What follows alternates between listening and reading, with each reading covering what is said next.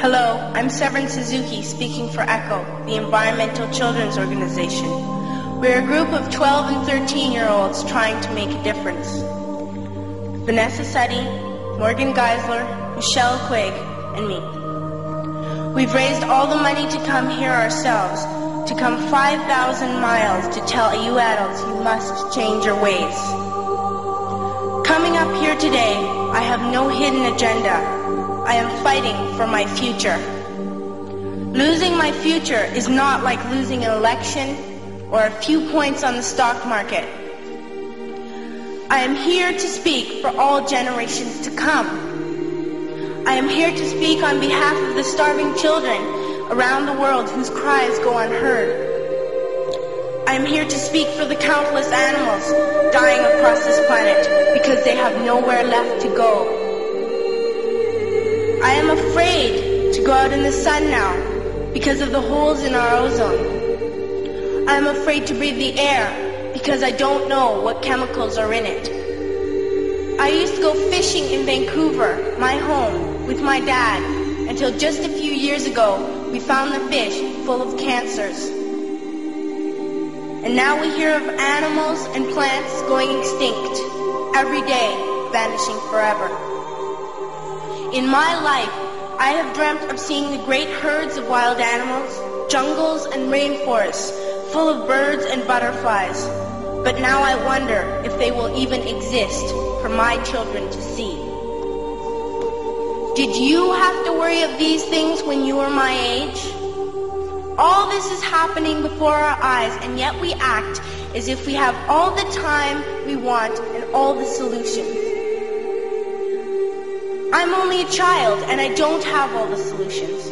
But I want you to realize, neither do you. You don't know how to fix the holes in our ozone layer. You don't know how to bring the salmon back up a dead stream. You don't know how to bring back an animal now extinct. And you can't bring back the forest that once grew where there is now a desert. If you don't know how to fix it, please stop breaking it. Here, you may be delegates of your government, business people, organizers, reporters, or politicians, but really, your mothers and fathers, sisters and brothers, aunts and uncles, and all of you are someone's child. I'm only a child, yet I know we are all part of a family, 5 billion strong, in fact 30 million species strong. And borders and governments will never change that. I'm only a child, yet I know we are all in this together and should act as one single world towards one single goal. In my anger, I am not blind, and in my fear, I am not afraid of telling the world how I feel. In my country, we make so much waste. We buy and throw away, and yet northern countries will not share with the needy. Even when we have more than enough, we are afraid to share. We are afraid to let go of some of our wealth. In Canada, we live the privileged life, with plenty of food, water, and shelter. We have watches, bicycles, computers, and television sets. The list could go on for 2 days. 2 days ago, here in Brazil, we were shocked when we spent time with some children living on the streets. This is what one child told us. I wish I was rich. And if I were, I would give all the street children food, clothes, medicines, shelter, and love and affection. If a child on the streets who has nothing is willing to share, why are we who have everything still so greedy? I can't stop thinking that these are children my own age, that it makes a tremendous difference where you are born. That I could be one of those children living in the favelas of Rio. I could be a child starving in Somalia, or a victim of war in the Middle East, or a beggar in India.